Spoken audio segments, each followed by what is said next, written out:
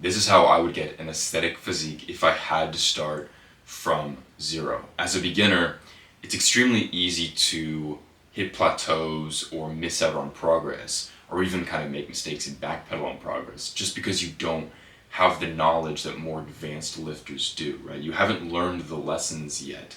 So you can end up kind of shooting yourself in the foot just because you don't know what you're supposed to do. You don't know what you're not supposed to do. You don't know what the best kind of routine is, the best exercises are.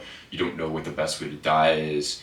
And so this video is me trying to essentially take all of the lessons that I've learned and give them to beginners like yourself, so that you can make more progress faster. You don't have to hit all of the same roadblocks that I hit. You don't have to make all the same mistakes and stumble all that I did. You don't have to hit all the plateaus that I did. You can make progress better, faster, right? This is a guide for complete beginners based on my 5 years of learning. So in case you don't know my story, I started out as the skinny nerd here on the left, skinny computer nerd that had basically no muscle mass.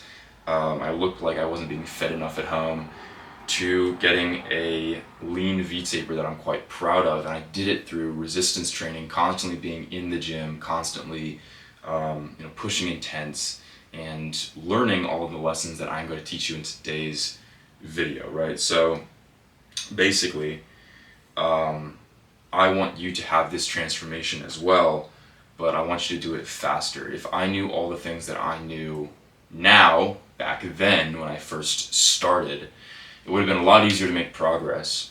I would have had less kind of like troubled mental health over. I wouldn't be so confused and frustrated with it.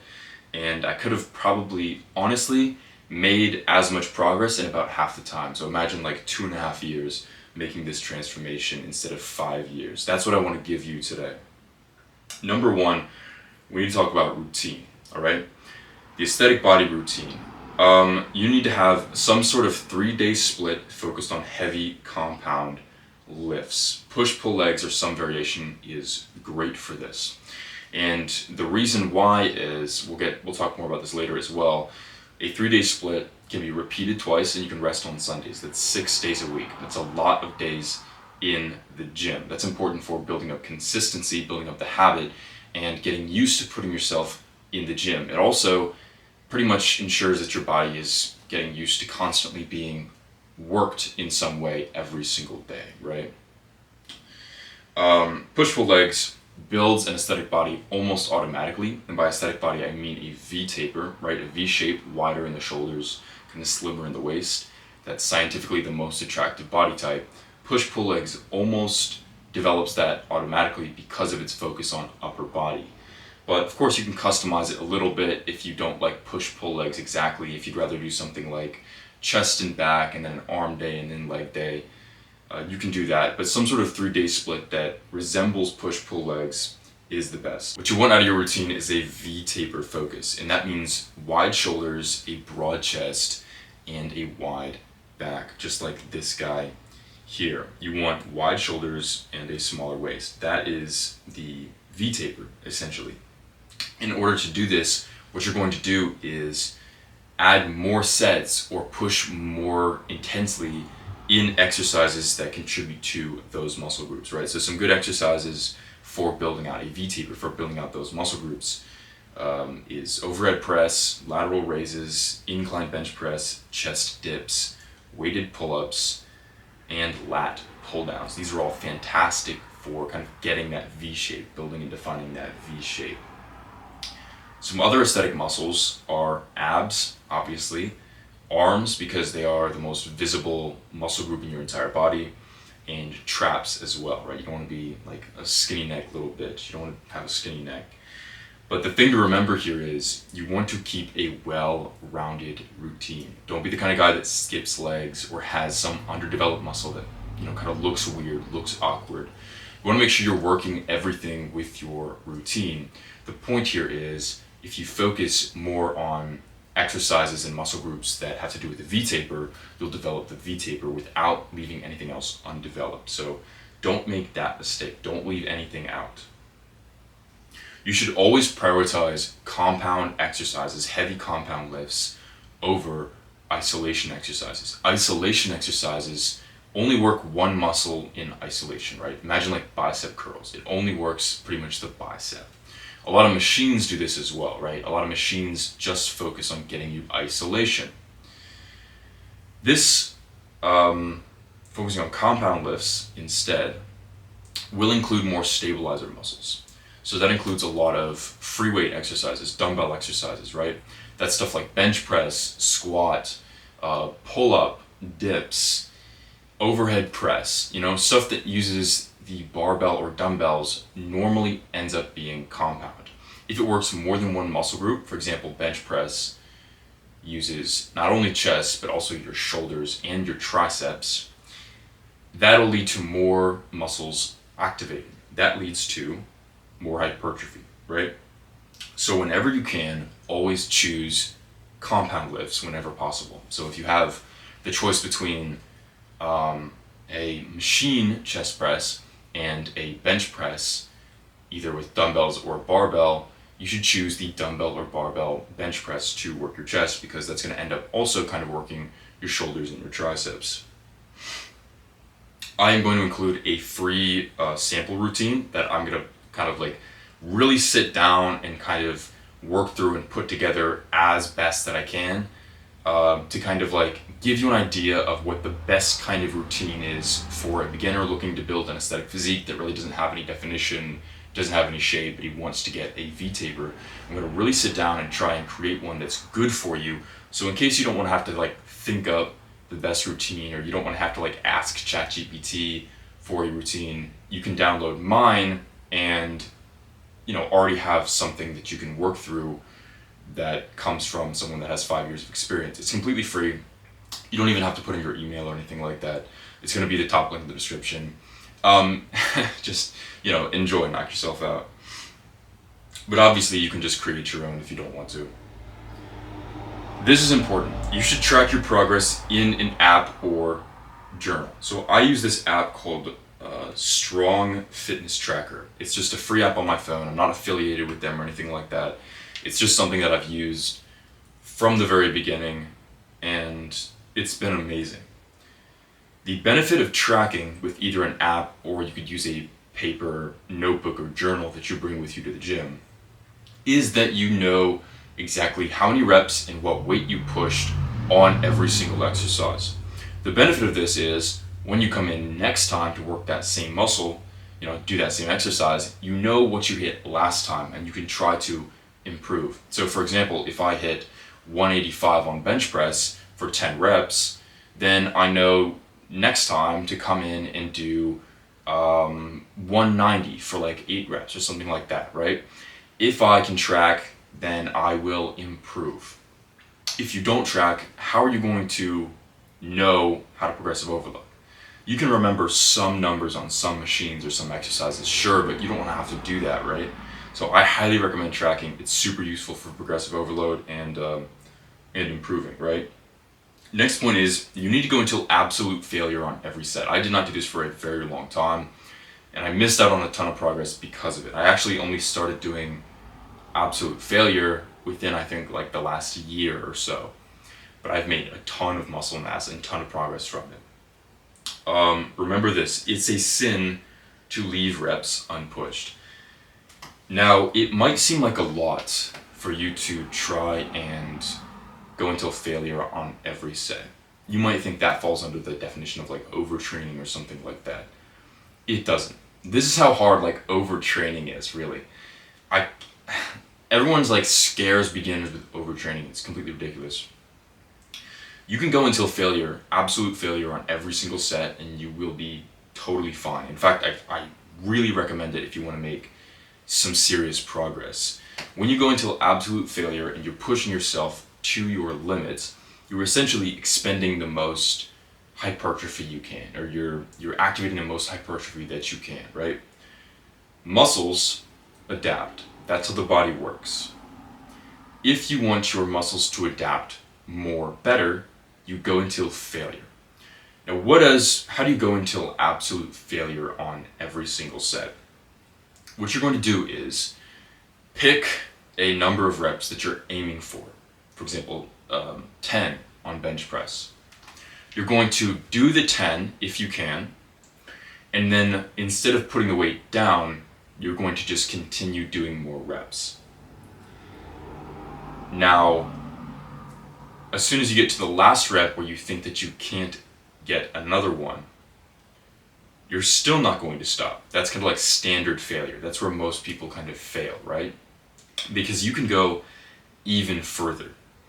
Instead of just stopping as soon as you think you failed, push the weight up millimeter by millimeter, trying to get like as much as you can, like forcing that rep out. Feel the muscle, like force it to constrict or flex or whatever in order to get the weight up, even though you feel like you can't. And then don't stop until your muscles physically give out. So for example, on bench press, I go until absolute failure every single set. I normally shoot for a set of like 10, right? I go for my set of 10, I always have a spotter, of course, and then I try to go till some other target number, 14, right? It's normally my target number. As soon as I hit my failure rep, I just keep pushing, and I always tell my spotters not to touch the weight until it touches my chest. So not only will I stop kind of halfway, but I'll also try and lower it as slow as possible until it hits my chest to try and really get as much effort as possible out of the set. I think you'll really find that going until failure on every single set makes way more sense. And then it's just a matter of picking up a weight heavy enough to where you think you'll fail around your target number of reps, like 10. This is how you get ahead of other people in the gym. When you begin doing this, you will fly past everyone else in the gym, everyone else that is kind of trying to make the same progress as you.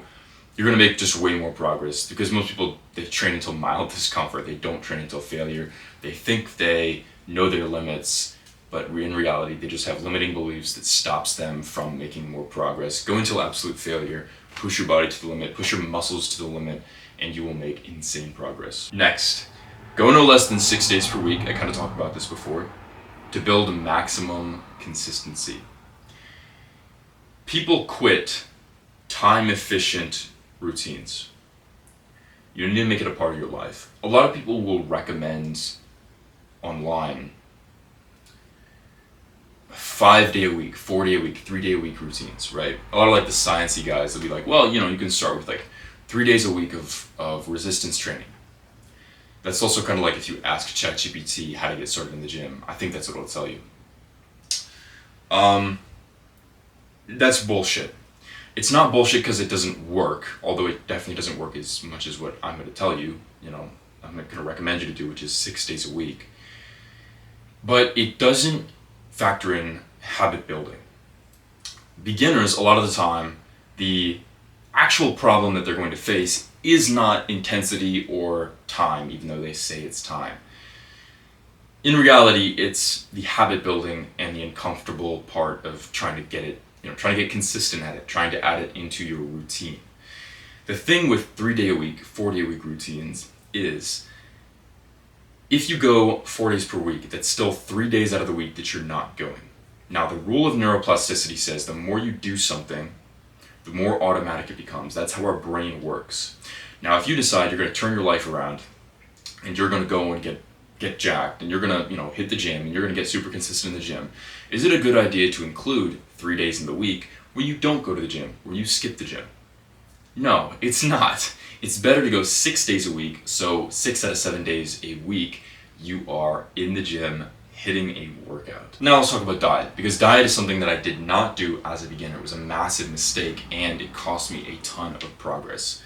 Basically, I liked working out. I didn't like dieting, because dieting is harder than working out, and so I never ended up dieting. And in this section, I'm basically going to teach you everything I learned, how to diet, how to stay consistent, how to achieve your goals way faster. You need to basically go on a lean, heavy bulk, even if you are not lean. The reason for this is, if you want bigger muscles in the shape of a V taper, you're going to have to get bigger, period. And in order to do that, your muscles need to benefit from a heavy calorie surplus. Even if you're not super lean, you don't have a super low body fat percentage, this is still good for you to do, because you can always cut down later, right? So what you have to understand that I didn't understand as a beginner, as a newbie in the gym, is that diet is your vehicle to your physique, right? Your exercise, your routine, is the direction that you are pushing yourself in.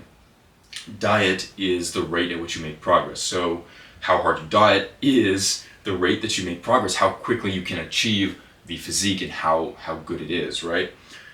You need to go on a heavy surplus from clean protein sources. Just eat a ton. Pick up the fork.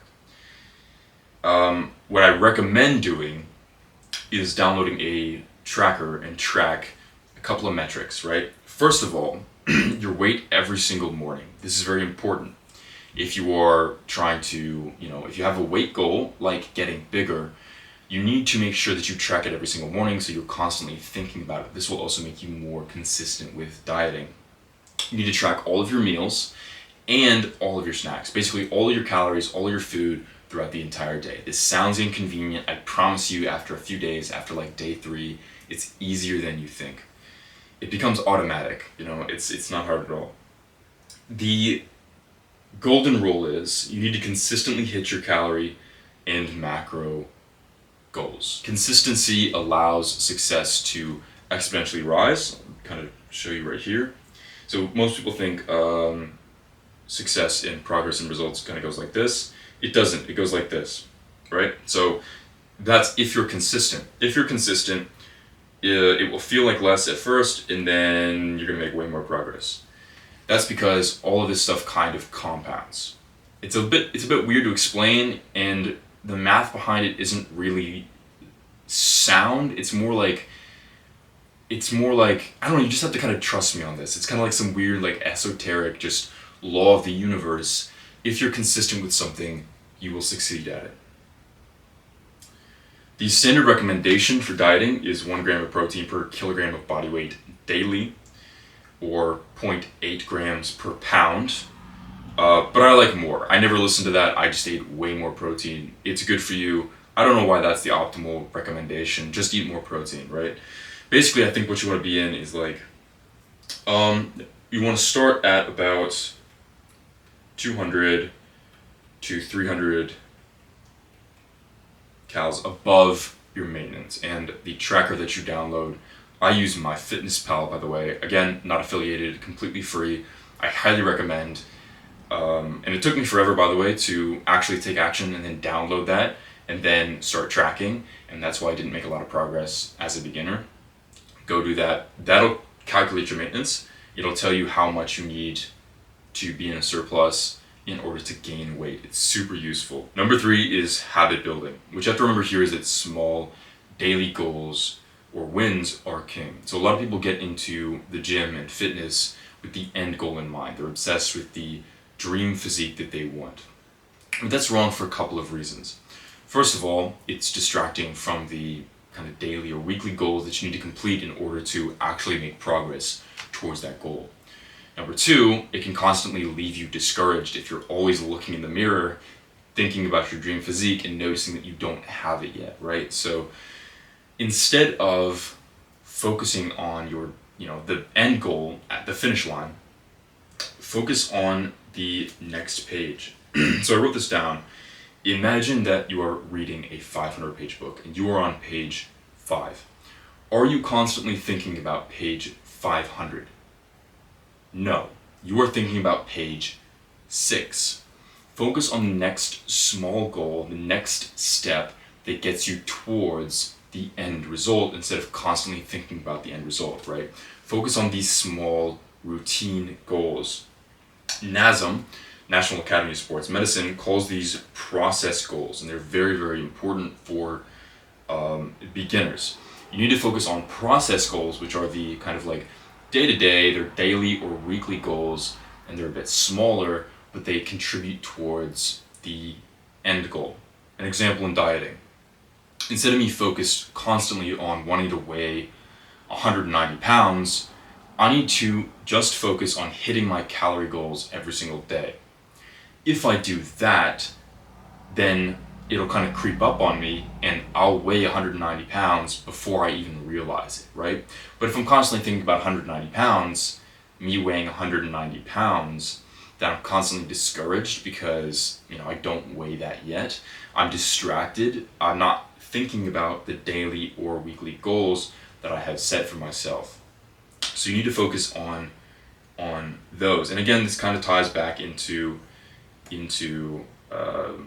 compounding exponential growth. If you just focus on the routine goals, eventually it'll catch up, and you'll notice that you made way more progress than you thought that you ever could. You should also try and make exercise fun to build the habit better, right? I noticed that a lot of guys that are in the gym consistently and have never really fallen out really just kind of love it. Like, they normally take pre-workout, or they have some kind of ritual where they listen to a specific playlist or something like that. They put on some good music. They do exercises that they like. They wear clothes that are comfortable. They just enjoy it, and it makes it fun. And they do this by customizing it, right? So when you customize your workouts, you make it yours. Working out is kind of like a bowl of oatmeal, right? Oats on its own isn't good. But if you customize it the way you like it, adding fruit, brown sugar, whatever, then it can be actually quite delicious. In order to make exercise fun and kind of like make it easier for you to show up when you don't want to, customize it so it's yours. Make a playlist of good music that you want to listen to. Take pre-workout or special supplements if you want to. Wear clothes that you find comfortable, stuff like this. Also, take consistent progress pictures weekly. I did not do this at first, but when you take consistent progress pictures, motivation is extremely important for beginners, because a lot of times they just have to have faith that what they're doing is correct. They put in a lot of work, but they don't see any results immediately. When you take progress pictures, you can begin to notice when changes first start showing up in your body and physique, right? You can begin to notice when your muscles start getting developed. You start, to develop some strength or some width of the frame or something like this. Your brain can't do that normally, because the only version of you that your brain can compare the present version of you to is the last version it saw, which is likely just you in the mirror yesterday, right? It can't rewind that far back to you a week ago or a month ago or 3 months ago, something like that. So in order to see progress, you actually have to take pictures and then look back through the pictures. So what I recommend is take consistent progress pictures. Weekly is best, but like whenever you remember to, and then add them to an album in your photos. And then occasionally, every once in a while, flip back through the photos.